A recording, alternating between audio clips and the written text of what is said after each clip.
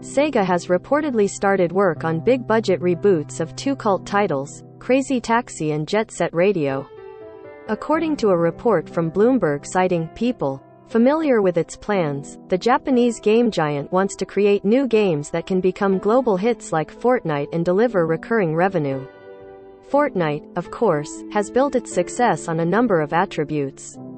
It's cross-platform, free-to-play, and generates money for publisher Epic Games through the use of cosmetic microtransactions. Bloomberg doesn't state that Sega is following this mold exactly, but it's hard to know how you'd create a Fortnite-like hit without replicating Fortnite's key traits. Sega wants to reboot old games to boost flagging video game revenue. Vague hints of Sega's plans in this department have been appearing for a while now.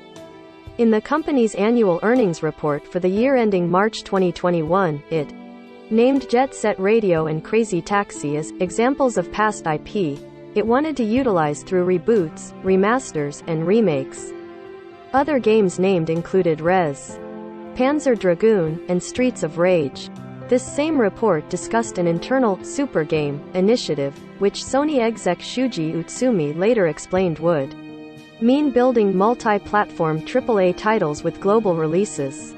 He also alluded vaguely to NFTs, but honestly I think executives just say this as a reflex right now. Earlier this month, Utsumi said that several super game projects were currently underway, and Bloomberg is now saying these include Crazy Taxi and Jet Set Radio. The new Crazy Taxi game has been in development for a year, says Bloomberg, with a targeted release of 2024 to 2025.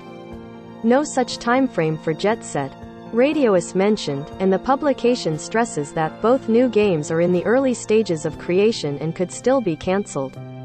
Things are still very much in development, then, but it's tantalizing to imagine what Sega might do with these properties. Both titles arrived on Sega's Dreamcast in 2000. Crazy Taxi appeared in arcades the previous year, and gained cult followings for their stylish graphics and soundtracks. Crazy Taxi tasked players with delivering fares around a fictional San Francisco as quickly as possible, while Tokyo-based Jet Set Radio offered a number of game modes focused on inline skating and graffiti tagging.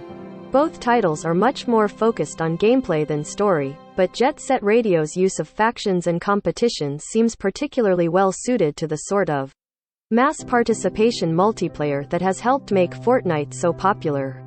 And who knows, perhaps a reboot of Crazy Taxi will mean a new theme song from The Offspring. That would certainly get the attention of anyone who played these titles on release. Top of comments.